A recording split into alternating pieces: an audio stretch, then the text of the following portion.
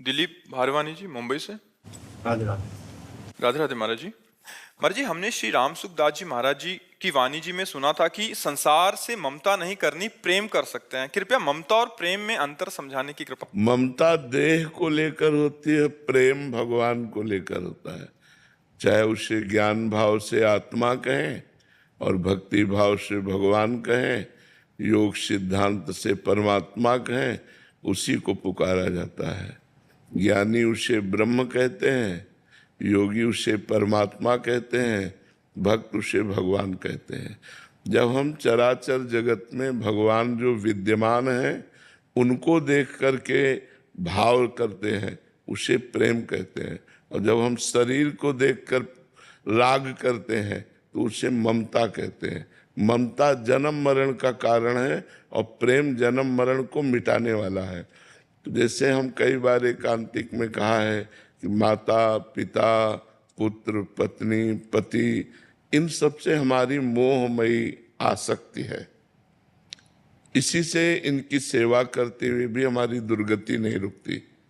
यदि इनमें हम भगवत भाव कर लें कि मेरी माँ के हृदय में प्रभु विराजमान है, पिता के हृदय में प्रभु विराजमान है, पत्नी के हृदय में प्रभु विराजमान है, पति के हृदय में प्रभु विराजमान है, तो वही जो राग है, वही जो मोह है, वही तुम्हारे मोक्ष का कारण बन जाएगा। क्योंकि सब में भगवान है। और आप देखते हैं जब भगवान अंतर ध्यान हो जाते हैं तो आप उस शरीर को फूंक देते हैं, जला देते हैं, गाड़ देते हैं या जल में प्रवाह कर देते हैं।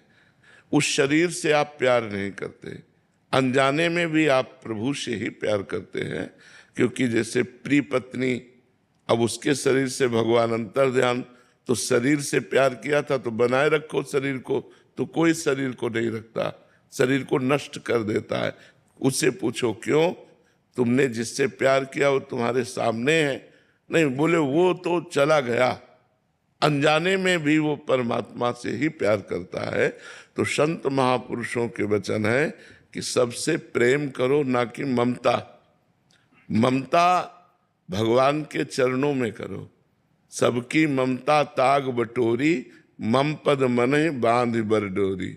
भगवान कहते हैं जननी जनक बंधु श्रुत दारा तन धन सुहृद धाम परिवारा, सबकी ममता ताग बटोरी, मम पद मन बांध बर डोरी।